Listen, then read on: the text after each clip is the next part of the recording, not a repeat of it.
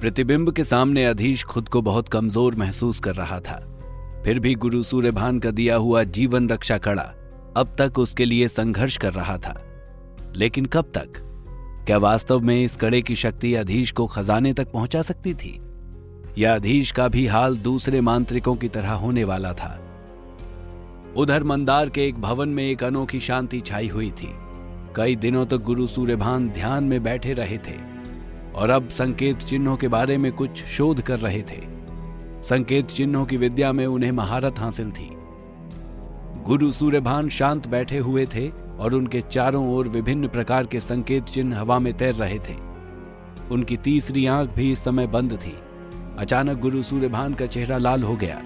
उनके माथे पर उभरी हुई तीसरी आंख खुल गई और लाल आंख से ताजा रक्त की बूंदें जमीन पर टपकने लगीं।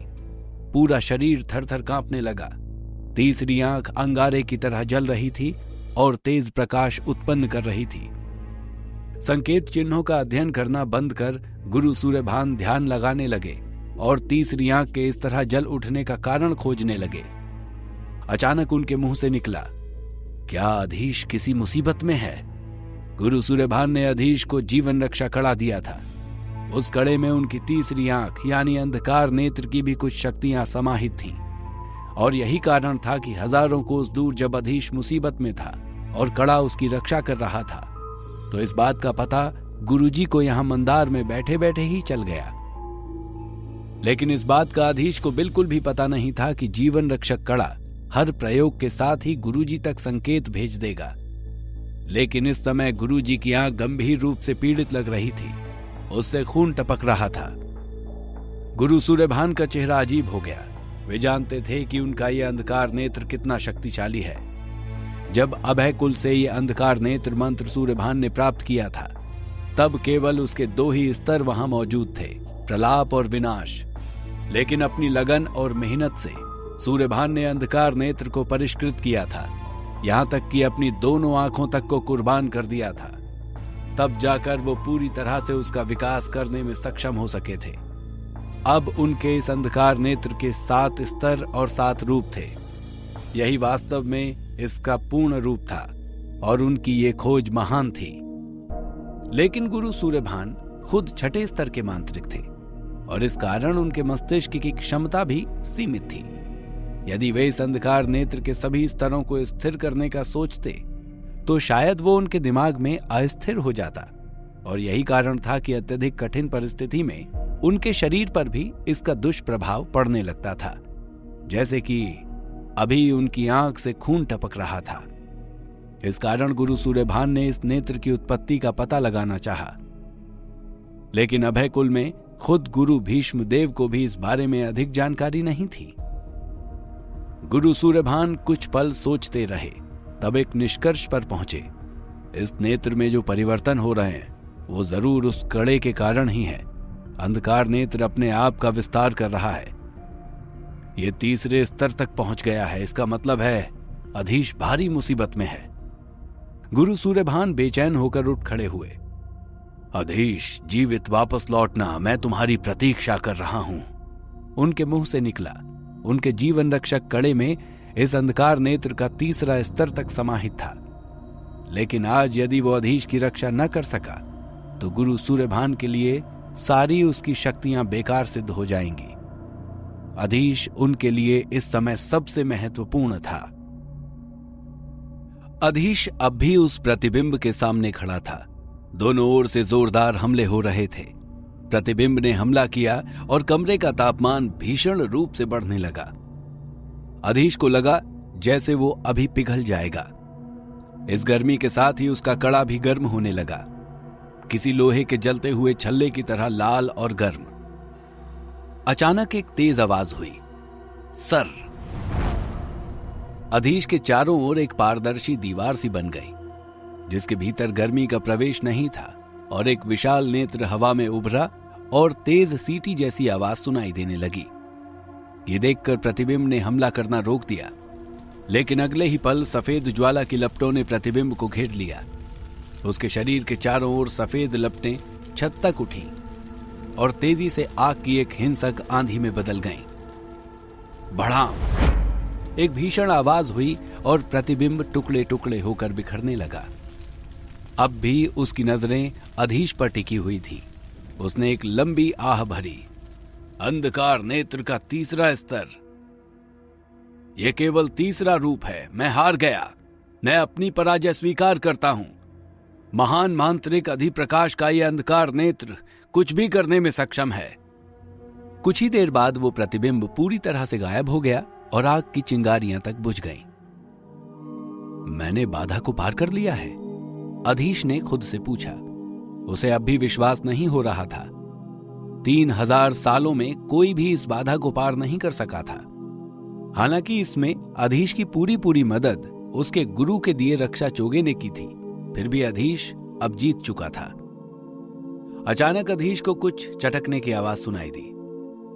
उसने अपने हाथ पर ध्यान दिया तो देखा कड़े में एक दरार उत्पन्न हुई है और कुछ ही देर में कड़ा टूटकर गिर गया, टुकड़े टुकड़े होकर जमीन पर बिखर गया। इसका उपयोग केवल एक बार ही किया जा सकता था। अब यह अधीश के किसी काम का नहीं बचा था। तिरमान धीरे धीरे अधीश के पास आया। वो बहुत अधिक आश्चर्य से अधीश की ओर देख रहा था। उसने कहा, तो आपने तीसरी बाधा पार कर ली है। मैंने वास्तव में नहीं सोचा था कि अब भी अंधकार नेत्र कोई विकसित कर सकता है, और उसके तीसरे रूप तक। कहते कहते वो चुप हो गया, लेकिन अधीश समझ गया था कि तिरमान इस मंत्र से अच्छी तरह से परिचित था। उसे खुद इसके बारे में अधिक जानकारी नहीं थी, लेकिन वो ये बात अच्छी तरह जानता था कि अंधकार नेत्र बहुत अधिक शक्तिशाली है। शायद उसके द्वारा अब तक देखे या सुने गए मंत्रों में सबसे अधिक शक्तिशाली।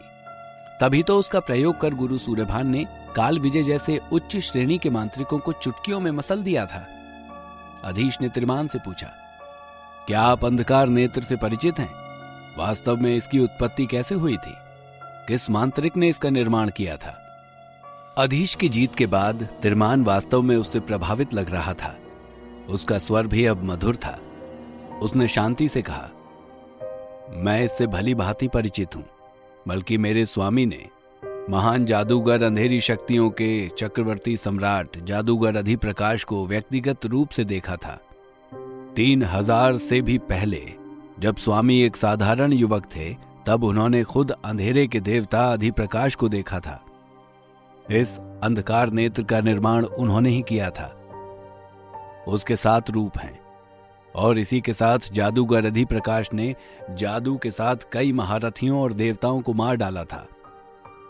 तिरमान के स्वर से स्पष्ट था कि वो सम्राट जादूगर अधिप्रकाश का कितना सम्मान करता है, लेकिन अधीश ने कभी उसका नाम तक नहीं सुना था, अपने गुरु सूर्यभान के मुंह से भी नहीं। इसके अलावा अधीश ने पहली बार देवताओं के बारे में सुना था। जब से वो मांत्रिक बना, तब से वो इस तरह की बातों में विश्वास नहीं करता था कि कोई व्यक्ति ही ईश्वर की तरह पूजा जाए। लेकिन अब तिरमान की बातों में उसकी दिलचस्पी बढ़ने लगी थी। अधीश ने पूछा, अंधेरी शक्ति का देवता, इसका क्या रहस्य है तिरमान? मैं कुछ भी समझ नहीं पा रहा हूं। तिरमान ने बेबसी से अपना सिर हिला दिया। ये 3600 साल पहले की कहानियां हैं। सब कुछ समझना बहुत जटिल है। जो कुछ मैं जानता हूं वो बस स्वामी के संदेश में लिखित है। एक बार जब आप स्वामी का खजाना प्राप्त कर लेंगे तो आपको सब कुछ पता चल जाएगा। अब अधीश की उत्सुकता अपने चरम पर पहुंच चुकी थी। उसे यकीन हो गया था कि जिस स्वामी की बात तिरमान कर रहा था वो कोई औसत महान मांत्रिक नहीं था, बल्कि प्राचीन स्वर्ण युग से आया हुआ एक शक्तिशाली और महानतम मांत्रिक था। अब वो इतने शक्तिशाली व्यक्ति के खजाने और रहस्य को जल्दी से जल्दी पा लेना चाहता था। इसके अलावा इस खजाने से उसे प्राचीन स्वर्ण युग के बारे में भी कुछ जानकारियां प्राप्त होने की संभावना थी। अधीश और भी अधीर हो उठा। तिरमान उसके चेहरे पर आ रहे भावों को पढ़ सकता था। उसने कहा, चलिए मांत्रिक अधीश, मैं आपको आपके पुरस्कार तक ले चलूं। अधीश तुरंत तैयार हो गया और उसके पीछे चलने लगा। तिरमान एक संकरे रास्ते से होकर उसे एक अलग जगह पर ले गया। उसके बाद वे एक कमरे में पहुंचे जो बहुत ही सादा दिखाई दे रहा था। यह कमरा बड़े बरामदे से जुड़ा हुआ था। इसकी साज सज्जा के आधार पर अधीश ने अनुमान लगाया कि ये वो स्थान होना चाहिए जहां इस जगह का स्वामी विश्राम करता था। कमरे की दीवारों पर छोटे छोटे आले बने हुए थे जिनमें अजीब और विचित्र वस्तुएं रखी हुई थी। सभी धूल से ढकी हुई थी, जिससे स्पष्ट था कि यहां किसी को आए हुए काफी समय हो गया था। तिरमान ने कमरे पर एक नजर डाली। अधीश ने देखा कि उसके चेहरे पर उदासी छा गई थी। तिरमान ने धीरे से कहा, 3000 साल से ज्यादा हो गए हैं जब से हमारे स्वामी यहां से गए हैं। अब अंततः कोई यहां आया है और इस खजाने तक पहुंचने में सफल हुआ। मेरा काम भी अब पूरा हो गया है। अधीश ने महसूस किया कि तिरमान की आवाज भीग गई है, लेकिन उसने कुछ नहीं कहा। वो केवल तिरमान के पीछे पीछे चुपचाप चला गया। तिरमान अधीश को एक पत्थर की दीवार के पास लाया, जिसके बाद उसने एक हाथ बढ़ाया और जल्दी से कुछ संकेत चिन्ह बनाए। ये चिन्ह तुरंत पत्थर की दीवार में धंस गया। गड़गड़ गड़गड़ पत्थरों के टकराने की आवाज हुई और पत्थर की दीवार धीरे धीरे ऊपर उठने लगी। अभी केवल एक छोटी सी दरार ही बनी थी, लेकिन अधीश उस दरार से आ रही चिलचिलाती ऊर्जा की लहर को महसूस कर रहा था। पत्थर की दीवार पूरी तरह से खुलने के बाद आखिरकार अधीश को पता चल ही गया कि वास्तव में इसके पीछे क्या है। ये संकेतों की संकरी रेखाओं से भरा एक कमरा था। बहुत से रहस्यमय पात्र वहां रखे हुए थे और लगातार प्रकाश के साथ झिलमिला रहे थे। कमरे के बीच में और कुछ नहीं बल्कि 4 पैरों वाला एक लकड़ी का मेज था। लकड़ी के मेज पर एक नाजुक पारदर्शी शीशे का बना हुआ एक सुंदर पात्र रखा हुआ था। उसके अंदर ज्वाला का एक कमजोर गोला था जो किसी बच्चे की मुट्ठी के बराबर था। भले ही ज्वाला के इस छोटे से गोले में अधिक शक्ति न दिखाई दे रही हो, लेकिन अधीश जहां खड़ा था वहां तक एक असहनीय जलती हुई गर्मी को महसूस कर पा रहा था। और न सिर्फ उसका शरीर बल्कि उसके मस्तिष्क में जो अग्नि मंत्र थे वे भी अस्थिर हो गए थे। ये कुछ ऐसा था जो अधीश के साथ कभी नहीं हुआ था। यहां तक कि जब उसे पुराने किले में अंधेरी शक्ति का ज्वाला मंत्र मिला था तब भी नहीं। अधीश ने तिरमान से पूछा, ये क्या है तिरमान? तिरमान ने एक अजीब सी भावपूर्ण नजरों से आग के छोटे से गोले को देखते हुए कहा, यह स्वामी द्वारा छोड़ा हुआ खजाना है। प्रज्वल, यही तो स्वामी द्वारा छोड़ा गया खजाना है। जैसे ही उसने बोला, तिरमान का शरीर क्षीण होने लगा, जिसके बाद वो आग की छोटी लपटों में बदल गया और कांच के उस पात्र में जल रहे आग के गोले में विलीन हो गया। पीछे केवल एक गहरी निश्वास रह गई थी। पूरे 3000 साल इंतजार करने के बाद आखिरकार मेरा कार्य पूरा हुआ। मैं स्वामी द्वारा छोड़े गए इस प्रज्वलन की चेतना का ही एक भाग था। मुझे ये काम दिया गया था कि एक ऐसे मांत्रिक को खोजना जो इस खजाने तक पहुंच सके। आज मेरा काम पूरा हुआ मांत्रिक अधीश, आगे बढ़ो और प्रज्वलन को स्वीकार करो। इतना कहकर तिरमान गायब हो गया। अधीश ने धीरे से उस पात्र के ढक्कन को हटाया, लेकिन अचानक से उसे एक बहुत बड़ी मात्रा में ऊर्जा का प्रवाह वहां महसूस हुआ। संकेत चिन्हों ने इस पात्र को ढक रखा था और यही थे जो प्रज्वलन की ऊर्जा पर नियंत्रण रखे हुए थे। उसके प्रति अधीश का आकर्षण बढ़ता ही जा रहा था। अब उसे यह भी याद आ गया था कि विलास नगर से प्राप्त हुए अनंत